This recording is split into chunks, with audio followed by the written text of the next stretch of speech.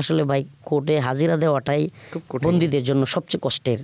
ওই ছোট্ট দম বন্ধ হয়ে যাওয়ার মতো লক লাগানো ছোট্ট পিজন ভ্যান, এটা দিয়ে গরমের মধ্যে তীব্র গরমে আপনার কাশিমপুর থেকে এই যানজটের মধ্যে সদরঘাটে যাওয়া, আবার ইয়াতে যাওয়া, খাওয়া নাই কিছু নাই, এর মধ্যে মাঝে মাঝে বেরি পড়ানো, এগুলো ভাই মানে আর কিছু দরকার নেই, চরম কষ্টের।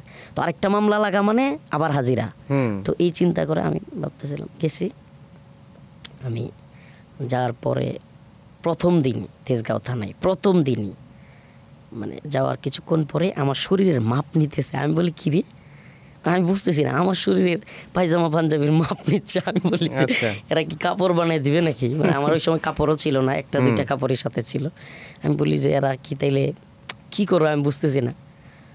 তো তারাবির পরে, রোজার মাস তারাবির পরে হঠাৎ করে আপনার একজন এসআই শোয়েব নাম, উনি ছিল আমার মামলার আয়ু, আমাকে ডাক দিয়েছে, বলতেছে হুজুর একটু আসেন। ডাক তো হুজুর হুজুর করে? হ্যাঁ, আচ্ছা। থানায় দারোগারা বা এমনি জুনিয়র লেভেলের অফিসাররা, আমি সিরিয়াসলি বলি জুনিয়র লেভেলের অফিসাররা আমাদের জন্য কাঁদতেও দেখছি। আচ্ছা, মানে ওসি পর্যায়েরও যারা, আপনার ডিবির একজন ওসি মানে আমাকে থাপ্পড় দিছে, মানে তার উপরের একজন কর্মকর্তা এডিসি, তখন সে বাঁচানোর সেভ করার চেষ্টা করছে, বলতেছে স্যার মাইরেন না, থাক, মানে যেভাবেই হোক বাঁচানোর পরে মানে সে আড়ালে নিয়ে কান্না করতেছে, হুজুর আমি এক্সট্রিমলি সরি, আমি হুজুর মাপ চাই, আমি আসলে বুঝতে পারি নাই স্যার আপনারে মারবে, আমি তাইলে ওই স্যারের কাছে নিয়ে যাইতাম না, সে দায়িত্বশীল ডিবির ওসি। আচ্ছা, তো এরকমও দেখছি। তো এরা করছে, তখন শোয়েব আর হলো আমার নিজের জেলার একজন ওসি ছিল শাহ আলম, তদন্ত ওসি, তেজগাঁওয়ের তদন্ত ওসি, ওনারা দুইজন আমাকে ডাক দিল।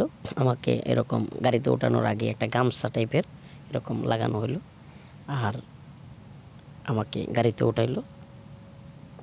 তো আমার চোখ যখন খুলবে বা একটু আগে আমাকে জোর করে কাপড় চোপড় খুলতেছে,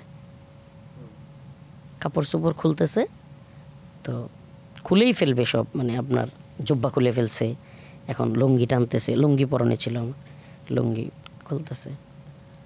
আসলে ওই অবস্থাটা এখন আপনাদের সামনে আমি একবারে অবলীলায় বলতেছি, মানে সহজেই, দীর্ঘ সময় কঠিন শুধু না ভাই, সুবহানাল্লাহ, মানে তখন মানে মনে হইতো আমরা মানে পৃথিবীতে কত নাম্বার শ্রেণীর নাগরিক, বা আমরা কি আসলেই মানুষ, এরা মানুষ মনে করে কি না, যে একটা রাষ্ট্রীয় বাহিনীর হাতে মানে একটা তো আদালত আছে, বিচার ব্যবস্থা আছে, হয়তো যদি আমার কথা ভুল হয়ে থাকে বা কোনো ইয়া হয়ে থাকে, একটা বিচার প্রক্রিয়ায় যাবে, একটা বিষয় আছে। এইভাবে একজন বন্দী, তাকে রাষ্ট্রের পুলিশ সদস্যরা, রাষ্ট্রের গোয়েন্দা সংস্থা নিয়ে কাপড় চোপড় খুলে ফেলতেছে, উলঙ্গ করে ফেলতেছে। তখন আমার চোখ খুলে দিল একজন, আমাকে এইভাবে আপনার হাতে পিছন থেকে একটু এইভাবে চাপ দিয়ে ধরে রাখলো, মানে আমি যেন এদিক সেদিক তাকাতে না পারি।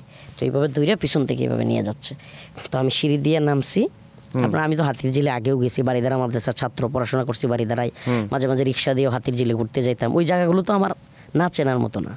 তো সিঁড়িগুলো দিয়ে নিয়ে গেছে, নামানোর পরে আমি চোখ খোলার পরে আমি নিজেকে আবিষ্কার করলাম আমার সাথে একটা মেয়ে, আমার সাথে একটা মেয়ে বসা।